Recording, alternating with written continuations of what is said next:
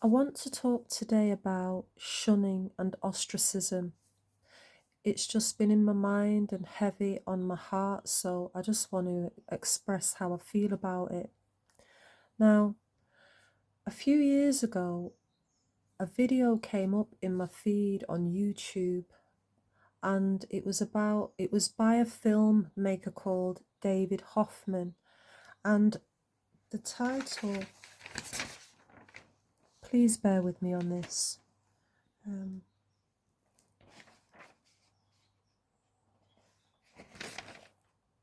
One minute.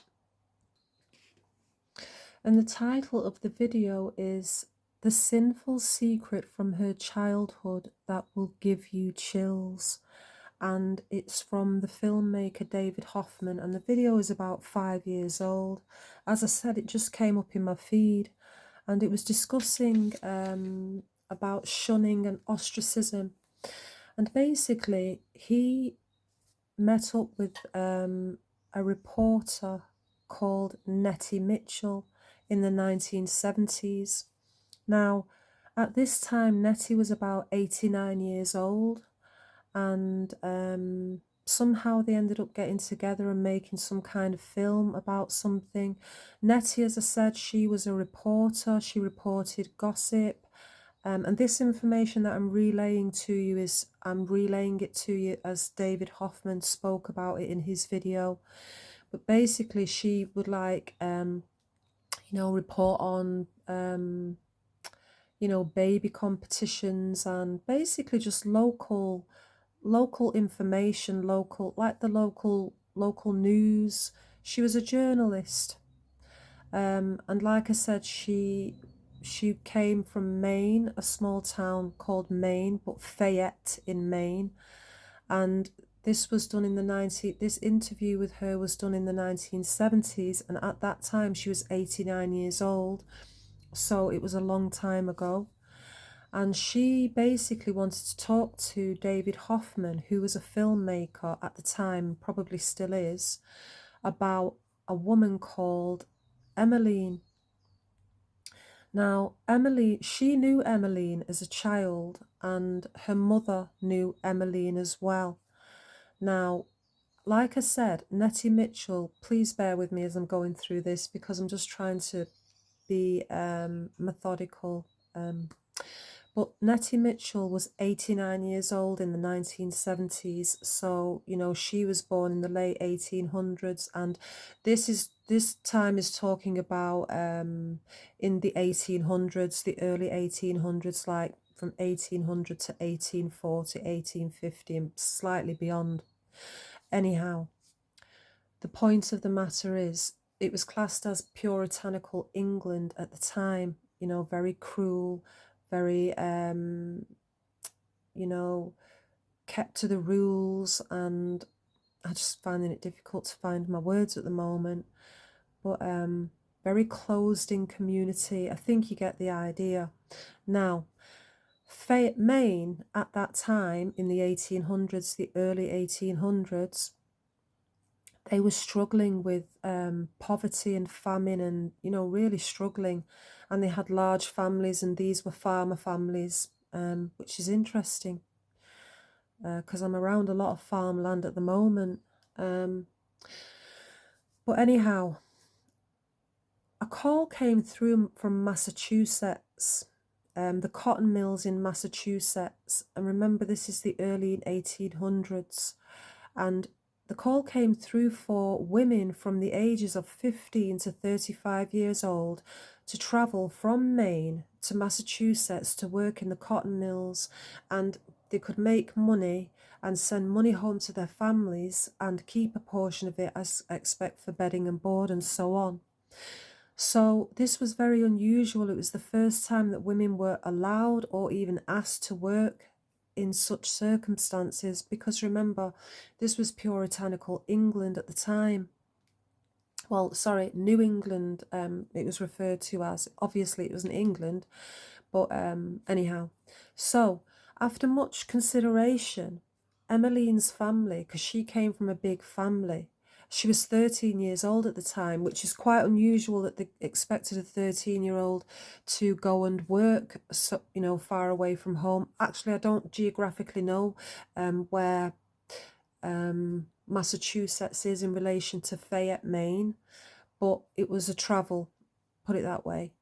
And Emmeline at the time, she was only 13, so she was actually a couple of years under the age of when she should really have, you know, been allowed to do anything like that. But she may have been one of the elder ones in her family, I'm not sure, but she had quite a large family.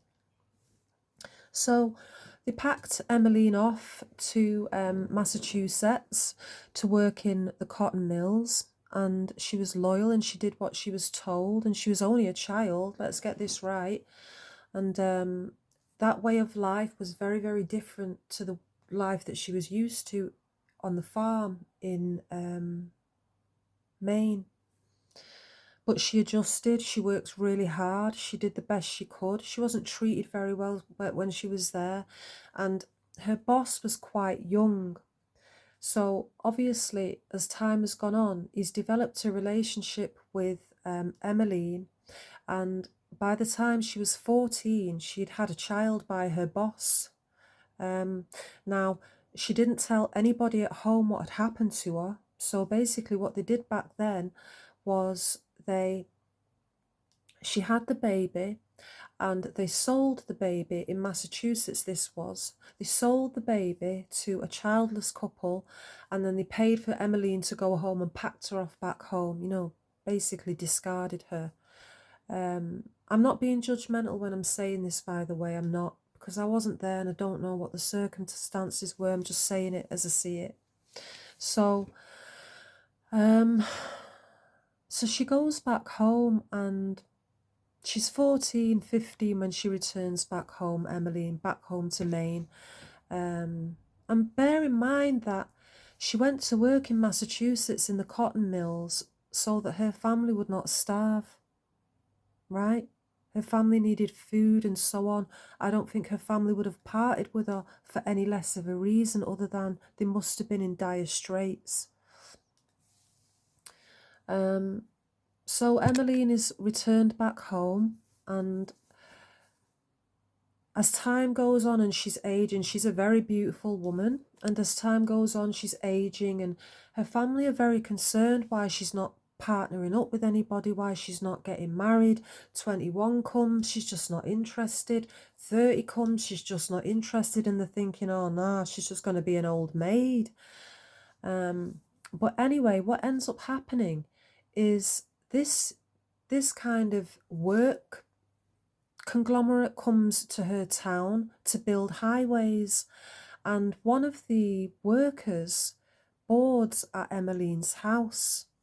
Now, she falls in love with this worker, and he falls completely in love with her, and this is like a massive breakthrough, because Emmeline, you know, she's not loving anyone, understandably, because she's carrying this great secret that she had a baby when she was 14 years old by her boss.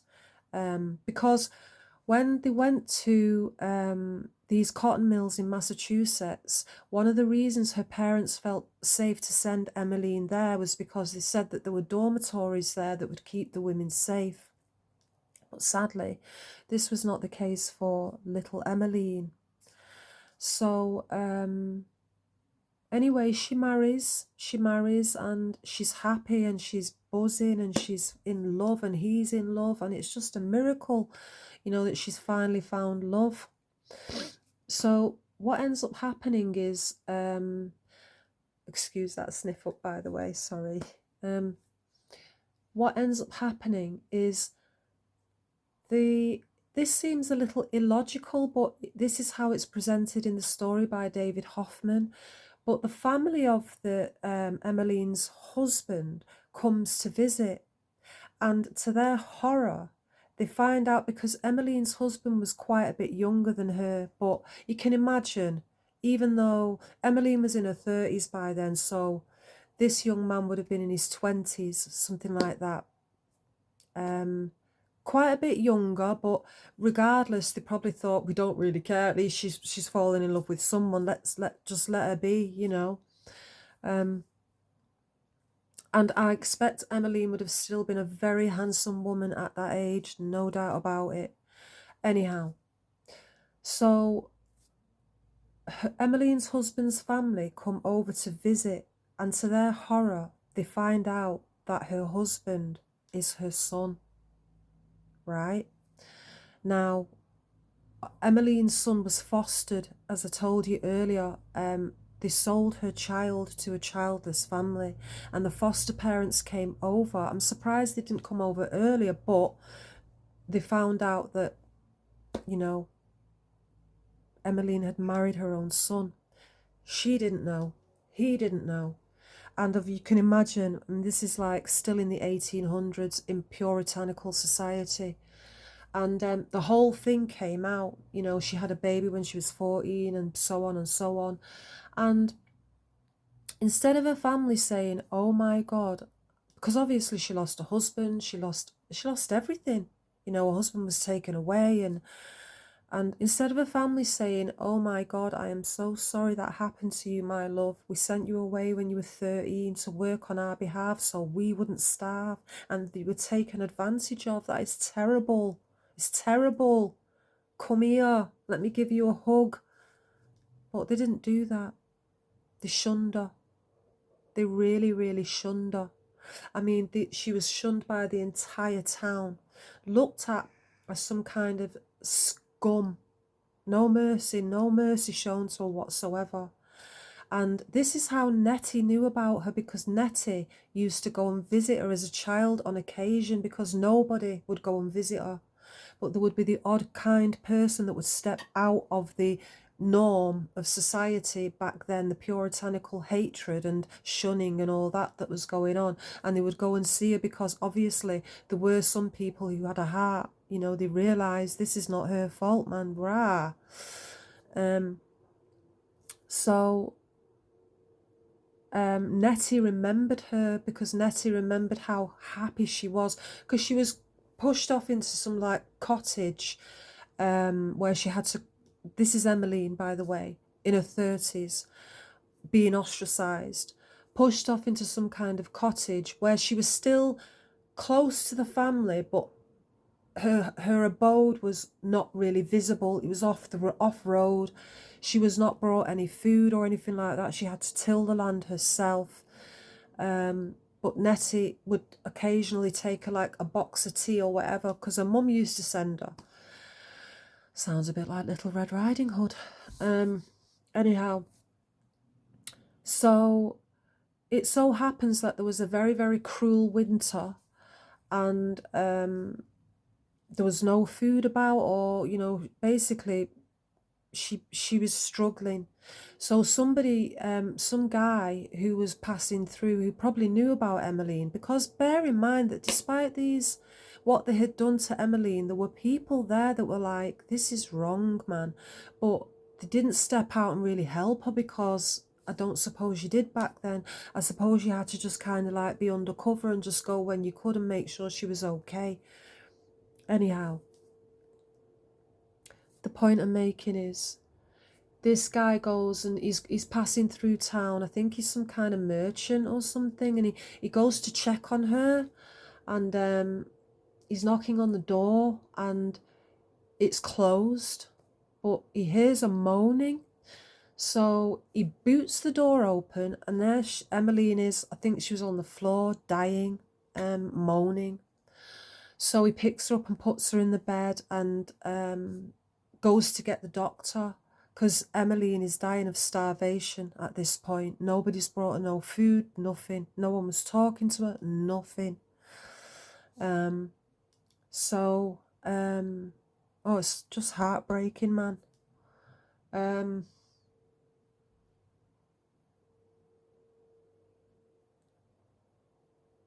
So anyway,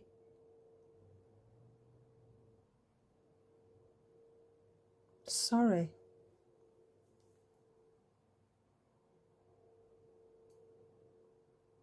So Nettie's mum, excuse me. So Nettie's mum goes up to the cottage where Emmeline is, because Emmeline was an old woman. at this point. I mean, like I said, the name of the video that I got this information of is produced by David Hoffman, and the name of the video is The Sinful Secret from Her Childhood That Will Give You Chills. If you're interested in this topic, it's much better to go to the video, because Nettie Mitchell herself gives the truthful rendition of what happened back then, because she was a child when she knew Emmeline, and her mother used to look after Emmeline. Anyway, Emmeline passed away. She died of starvation, which I find utterly ironic, because she was sent away from home at the age of 13 to stop her family from starving. Totally taken advantage of. Her life ruined. Going home, carrying this painful secret all to herself, finally falls in love. It's her son, and then they shun her, and she dies of starvation. Unbelievable. No empathy, just no empathy. Anyway, because Emmeline was beautiful.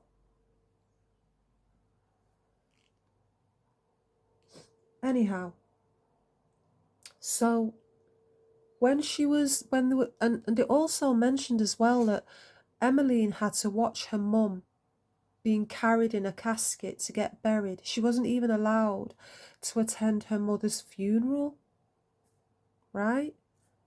Heartbreaking, mate. This is heartbreaking stuff. I think we need to be so careful when we're judging people, or think we're going to be shunning people for this and shunning people for that, because it's anyway. So this is the one thing I wanted to mention, because I wrote a poem about Emmeline, and this is what I'd like to I was inspired to write this poem about Emmeline, because I was going through something very similar at the time. I was being shunned, I was being ostracized, and it's possible that that's why this came up in my feed a few years ago with David Hoffman about this, because I was doing research on YouTube about being ostracized and narcissism and stuff like that. So this could have come up on my feed because of this. But I wanted to say that when she was being buried, Nettie's mother attended the funeral, right? Now, this is the worst slap in the face you could even possibly ever imagine, right? So I've written down, Emmeline was buried. She was given a wooden box to be put in. And at the church, it was a small gathering, and Nettie's mother said that Emmeline's sister went up to the coffin, put one hand on the coffin and one hand in the air, and the hand in the air that she raised, she said the words, "At last, she has paid for her sin."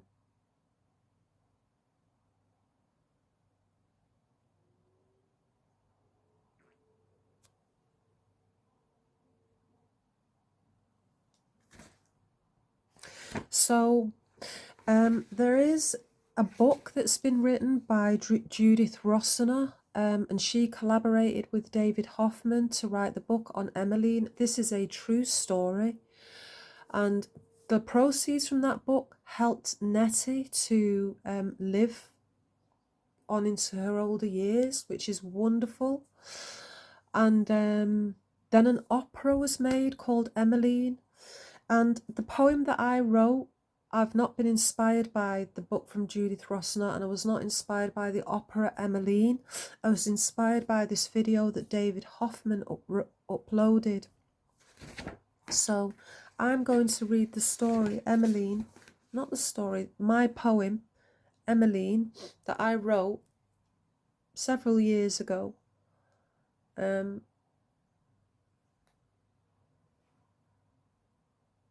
Okay.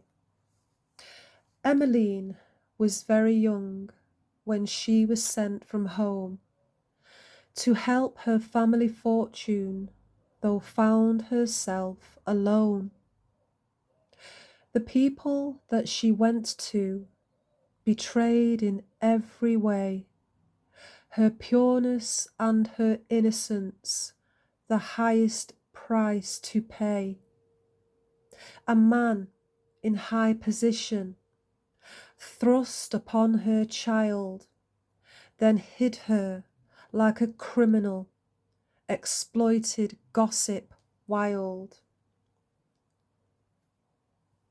Her child was born and taken, stealing family line. Exploiters celebrated with revelry and wine. They sent her home just broken, she silent did remain. For years her word unspoken, left drowning in her pain. No person did she marry, for love she could not feel. Happiness crushed underfoot, this was her life for real. A young man came before her and fired up her heart, a precious love like diamonds no other could impart. Marriage soon did follow, finally she'd won. Soon to be discovered, her husband was her son. Her family did her exile, empathy denied. Emmeline again betrayed, for ego and for pride. They shunned her like she was a scab, treated better rat in lab. In house she perished, died alone, cries unheard in silent moan. When buried, family said aloud, her sin she paid for, no head bowed. But my head bows for Emmeline.